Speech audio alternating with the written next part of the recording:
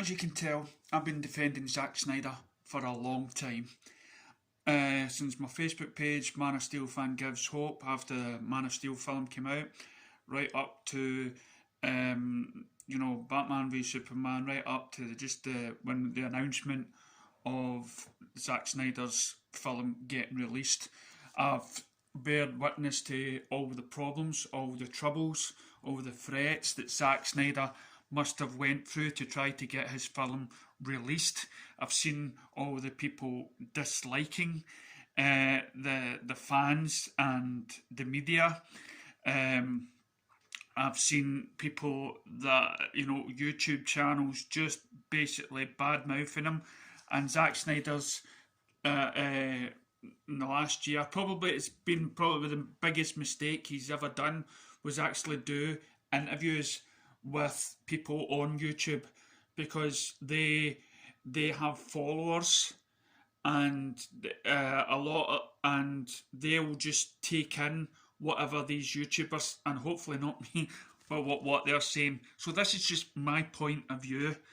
After seeing what happened on Geeks and Gamers, I'm still thoroughly behind Zack Snyder, because the people involved to bring it to light, I'm sure there was I've only just recently found out about this guy. He was on the aftermath of Geeks and Gamers and the debate, and he was the one that set up the charity run along with RKA Outpost. But there was a fella there, and I think he does a YouTube thing on Geeks and Gamers about American football, and he said he was in contact with Zack and the studio was harassing him. The studio was threatening him by not going on Geeks and Gamers thing, or that his charity should not be associated. His charity should not. And Zack fought him. The guy on Geeks and Gamers says Zack was fighting for Geeks and Gamers. He had no bother with it whatsoever. But the studio says, listen, do you want your film out there? A film that a lot of people around the world have spent a lot of the time. For me, it's been every day for the last 4 years, and I have to wait till Saturday till I see it, and I've seen a lot of the crying reactions and whatnot, and nobody should ever take that away from Zack. And as I say, I saw a wee bit of the stream. You had Film Junkie there, you had Film Gub, again, people that have been defending him, an RK Outpost, and his reaction, I'm sorry, was disappointing, especially when his passion with Star Wars as well is the same as mine, his ideology, as well as the Snyder Cut. The fact that none of these gamers, Geeks and Gamers, actually listen to that American football guy, and I'll need to look up his name. I had to come straight on here because I am gutted that these people didn't realise. And then the problems that Zack Snyder could be in. The fact that the idea that they could have stopped the film from being released, that it was getting threatened again. And Warner Brothers has basically, Zack said that many times, Warner Brothers has just went off in another direction. They've given no respect to Zack. So now he is on the cusp of his film being premiered. He has been told by this Warner Media Group what to say, otherwise he doesn't get the film. He was told a story about the Green Lantern, and if this person doesn't get into the film, then they'll just take the film away from him and stuff like that. He does not want that person. How can you be a director, a creator, when you have studios hounding you every day? And for me, with all the past 4 years of watching Zack, watching his interviews, watching how he presents himself, he sometimes gets stuck with words. Sometimes he's not good at expressing himself. I've seen him on the Zack Snyder's director panel when he was talking about, you know, Watchmen and everything else, and when he's trying to articulate things out there to the people, he gets himself tongue-tied and twisted. So my heart goes out with Zack. I hope that people will take what he had to say on Geeks and Gamers with a wee pinch of salt. I'm sure he's overwhelmed by the generosity again for money to the charity, but again, if your brand has been tarnished in some way or linked to something else or something, then it's very hard to put your name to. It's very hard, and this is the world we live in.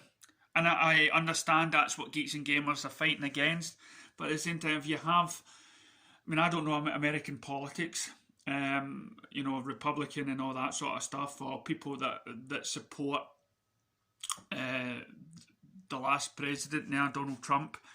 If that makes an impact on, you know, because a lot of people disliked him because of his politics, and there were a lot of stories about him being a racist and everything else.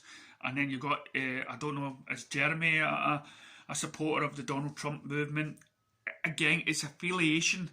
You need to be affiliated with certain people, and if you show that you're associated with any sort of company or anything like that, that may have a bad impact on people's ideas. And then especially if you have a film that you don't want to let down millions of fans of releasing your film of something during a period of his life when he lost his daughter and the studio was hounding him, hounding the cast and crew in the film. You know, sometimes you need to take the hit, sometimes you take the punches, and Zack has took a lot of hits and a lot of punches, and in order to please the masses, to get his film out there, he had to go down that route. And that's what being an adult, a parent or whatnot or anything, you have to take the punches, and he took one, and I bet you he regrets it. And I believe in the interview he expressed that to Jeremy, and he expressed that to before the interview took place, and nothing was done, nothing was removed. The Geeks and Gamer logo was still there, so of course he had to say that. So please stand with me, stand with Zack Snyder, stand with the things you fought for, stand for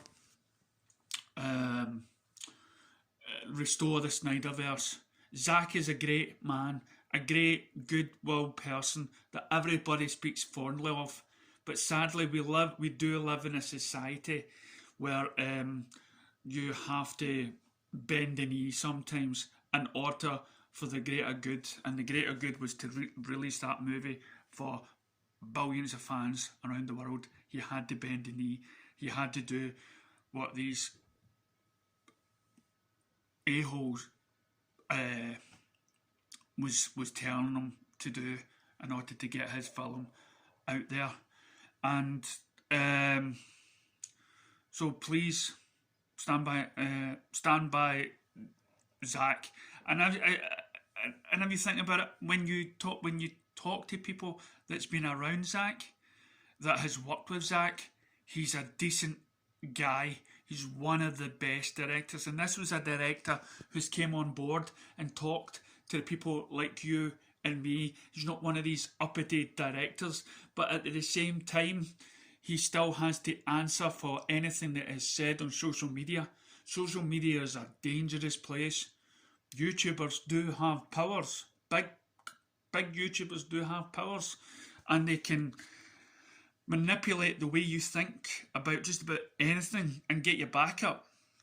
And they are powerful. And yeah, they're YouTubers, and we've proven to the world that a movement like the Zack Snyder's team has changed the world, has took on the giants, and we won.